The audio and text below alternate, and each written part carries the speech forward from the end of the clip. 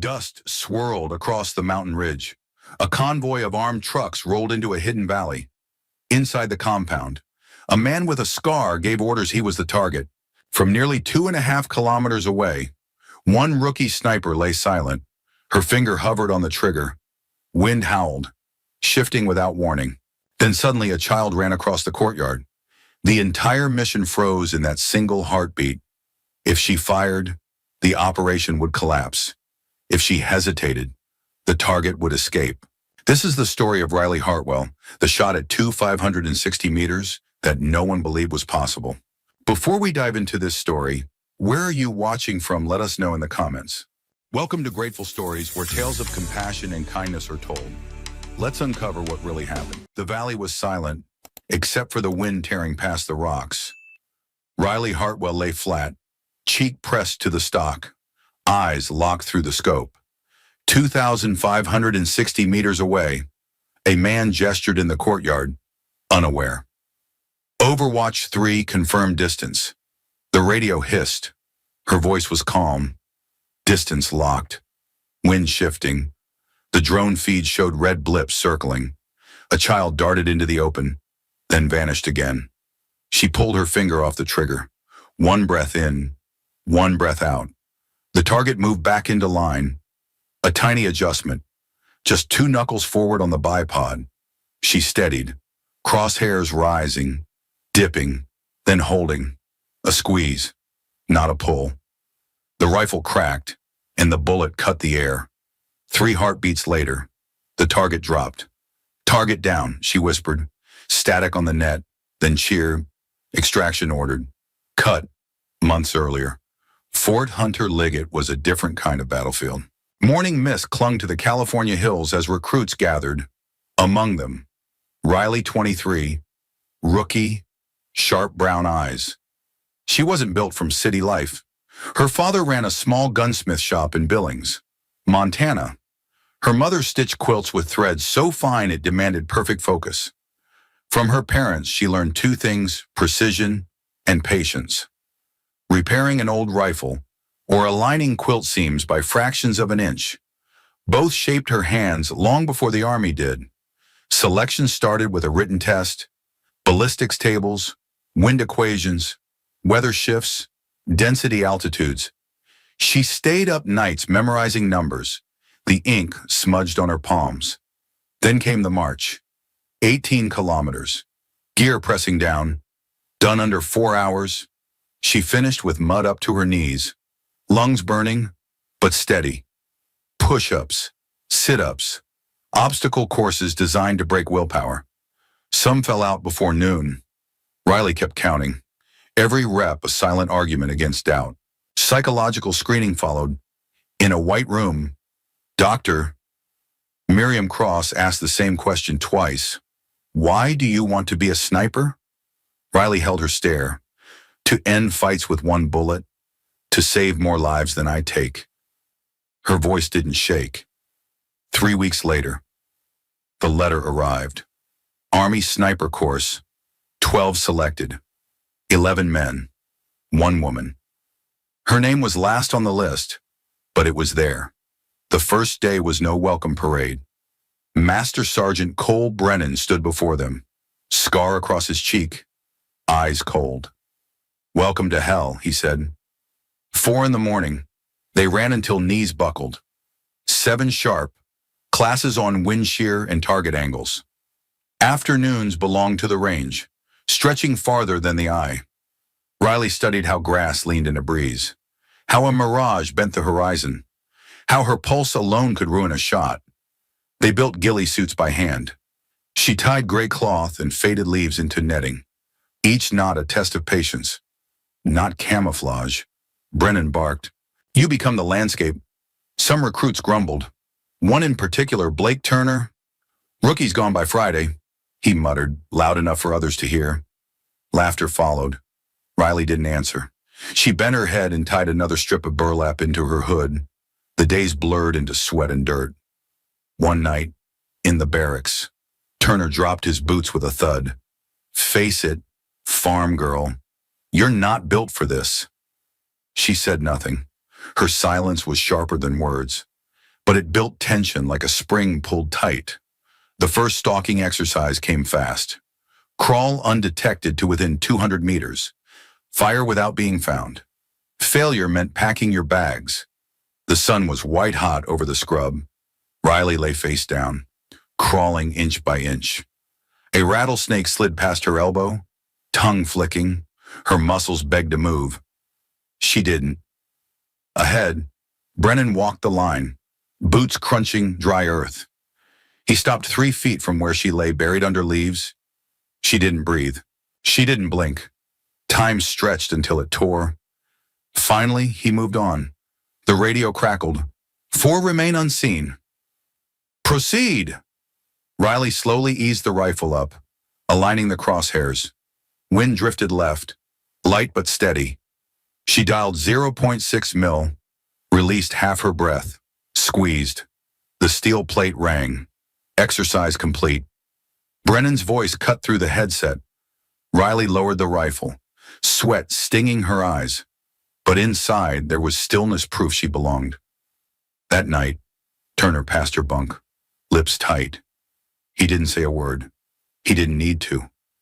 The silence spoke louder. The course would only grow harsher. But Riley had survived the first test not by chance, by resolve, and by refusing to blink when it mattered. Rain hammered the range, blurring the steel plates in the distance. The ground turned to slick mud beneath their boots, every step sucking them down. Brennan's voice carried through the storm. Combat doesn't wait for clear skies. Wind shifted erratically, gusting left, then right, then dying. Some recruits tried chasing each gust, twisting knobs with frantic hands. Riley watched the rhythm instead, counting the cycle like a heartbeat. She lowered her cheek to the stock, ignoring the water dripping off her hood. The grass leaned, paused, then leaned again. She fired at the crest of the cycle, letting the bullet ride the rhythm. The plate rang. Brennan gave the slightest nod. Others cursed as their rounds scattered in the mud. Days blurred into weeks. Their numbers dwindled with every exercise, every failure logged in silence. By week 14, only 6 remained. That morning, Brennan held a sealed envelope, rain still drying on his uniform. Final test, he announced. 1 shot each. No repeats. No excuses. His eyes swept across them, cold and steady. Targets would be set between 900 and 1,200 meters. Unknown distance until rangefinders confirmed. 1 chance to prove they belonged. Riley drew her assignment. Rome 7 set at 140 meters. She felt the weight of the number in her chest. She cleaned her scope glass with careful precision. Breath controlled. The air was damp, heavy with moisture. Her first shot broke clean, the recoil pressing hard against her shoulder. Dust kicked just low, 12 centimeters beneath the center mark. Someone behind her exhaled sharply. She blocked it out, recalculated, nudged her dial +0. 2 mil. The target reappeared in her scope. She pressed again, slower this time, letting the rifle surprise her. The steel rang, the circle shuddered. Hit vital, came Brennan's clipped reply. Her muscles finally relaxed, the tension slipping like rain off stone. The others took their turns, each shot heavy with consequence. By day's end, only 4 passed. The barracks felt emptier that night, bunks stripped, lockers bare. Riley sat polishing her rifle, the silence heavier than any lecture. She had survived, but the road ahead was narrowing. Then came the incident. Range charts, locked in the storage safe, showed altered numbers. A single correction wind compensation shifted by a fraction. It could have cost lives in the field. Cameras revealed Turner near the cabinet the night before. The evidence was enough. He was suspended without ceremony. Brennan's words cut through the room. 1 wrong number equals 1 dead soldier. No one laughed this time. Riley said nothing. She folded the chart, locked it back in place. Her eyes lingered on the dial marks she trusted more than people. 2 weeks later, she was on a plane to New Mexico. Joint Strategic Operations Group evaluations awaited at Kirtland, A new proving ground, harsher than the last. The desert sun scorched down as helicopters thundered overhead. Their rotor wash churned the air, creating chaos across the range. Targets were spread from 720 to nearly 1,500 meters. Noise and wind made it feel impossible. Dust whirled through her scope, her cheek pressed against grit. The instructors watched from the tower, pens poised. Riley steadied, reading patterns the way she had in rain. 7 shots, each one with a different variable. She locked into the cycle, not the chaos. One by one, targets fell. 6 of 7 struck clean in the vital zone. The 7th scraped the edge but still marked as effective. The tower was silent for a long moment. Then Colonel Dana Whitaker spoke top percentile. "She's in." Her orders were clear report to Task Force Halcyon. That night, back in quarters, she stared at a blank page. 2 lines came quickly. "I'm safe. Don't worry." She folded the note, then tore it to shreds. The pieces drifted into the trash. Her hands lingered, fingertips stained with ink. She lay down but didn't close her eyes. Sleep wouldn't come. Only the sound of rain from weeks ago, the crack of rifles, the smell of mud. Tomorrow she would step into something larger, something she couldn't explain. Riley turned off the light. The room went dark, quiet except for her breath. Inside, she braced for what waited on the other side of dawn. The desert heat shimmered across white sands. The exercise was meant to be a convoy simulation, nothing more than practice. But real danger had a way of slipping in uninvited. From the ridge, Riley scanned the road below. 12 vehicles rolled in formation, engines rumbling through the dry air. Her task was simple: watch, report, protect. Movement flickered at the edge of her scope. 2 figures in a tree line, rushing to set up a launcher, not blanks, not a drill. Her voice was low, steady on the net.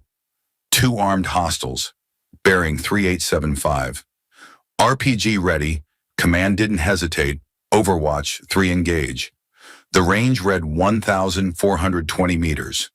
She felt the weight of the number more than the rifle. 1 breath in, 1 breath out. Crosshairs settled on the first figure. She dialed compensation, timing with the steady wind. The shot cracked. The man fell instantly. The second fled, disappearing into brush and shadow. Riley didn't follow with another round. The convoy pushed through, never knowing how close it came. Target neutralized. Her team leader confirmed. The words were professional, but the tone carried respect. Her finger eased off the trigger, but her pulse ran hot. That night, water ran endlessly from the tap. She pressed her hands under it until the skin reddened. It wasn't fear, it was responsibility she couldn't wash off. She stared at her reflection in the mirror. The rookie was gone. What stared back was someone who had carried a choice. Weeks later, Nevada stretched wide beneath a brutal sky. Here they trained with gear most soldiers never saw. Ballistic computers, sensor pods, new rifles built for extremes. Instructors explained the systems with pride. Real-time calculations, adjustments before you even notice conditions change. Riley nodded, then quietly switched half of it off. She trusted the old rhythm. Numbers whispered in her head, drilled by rain and mud. Trust the cycle, not the screen. Target set at 1,980 meters. Wind snapping, shifting in measured beats. She waited for the crest, finger light on the trigger. The rifle barked. The plate jolted, paint flaking from the hit. Even with machines around her, it was still her call. An instructor raised a brow. "Why kill the age?" he answered. "Because wind has a memory. I'd rather read it myself." The next assignment came wrapped in silence. Briefing room lights dimmed over satellite images. A valley boxed by cliffs, a compound hidden inside. The target, a high-ranking commander, planning attacks. Only one Overwatch window existed 3 kilometers out on a jagged rise. Wind there was a living thing, shifting on cycles. Drone footage showed armed patrols sweeping the hills. Entry and exit points were razor thin. Failure meant no retreat. Task Force Halcyon would move in 72 hours. Riley memorized every contour, every shadow line on the photos. She practiced calculations in her bunk until numbers blurred. Her ghillie was rebuilt for stone, gray burlap stitched with shale dust and desert moss. By dawn, she could vanish against granite itself. The night before deployment, she lay awake. The letter scraps still haunted her. There were no words to explain what she was becoming. Trucks rumbled out under a starless sky. The mountains loomed, black shapes carved from silence. Each soldier kept their thoughts locked tight. They hiked in darkness, gear heavy but steps measured. No one spoke. The mission pressed down harder than the packs on their backs. At the ridge, Riley dropped to her belly. Hands and knees moved like a lizard across gravel. Each rock seemed designed to betray her. Dawn crept slow, turning stone pale gray. She pressed flat, adjusting a shard of fabric over her scope. The compound below was still asleep. Her chest rose once, fell once, then stilled. The desert swallowed her shape. She had become another piece of rock. Far off, rotor blades thudded faintly. Extraction craft waiting, hungry for news. Her ears tuned back to silence. The mission hadn't even started, but Riley was already gone, dissolved into stone. What remained was the rifle, the glass, and the choice ahead. Engines growled in the distance, echoing against stone walls. Riley's cheek pressed harder into the stock, scope steady on the courtyard below. The convoy rolled in, headlights scattering shadows across the compound. Through the glass, she locked onto the man with the scar. Drone feed confirmed it. Red square blinking around his body. Primary target sighted. Positive ID. Wind whispered at 8 miles per hour, gusting stronger, then easing. The mirage shifted, bending the lines of the building. Her notes matched the rhythm. The wind came in cycles. Crosshairs rose, chest in line. Finger brushed the trigger, tension flowing into steel. Then a blur cut across the shape of a child. Darting. Her pulse spiked, but the rifle stayed still. She lifted her finger away, safety locked in her own mind. "Hold fire," she whispered, even as the radio crackled. The net went tense, voices sharp. Overwatch 3 status. She didn't answer. Every muscle screamed to act, but she refused. The child vanished back through the gate. The courtyard cleared.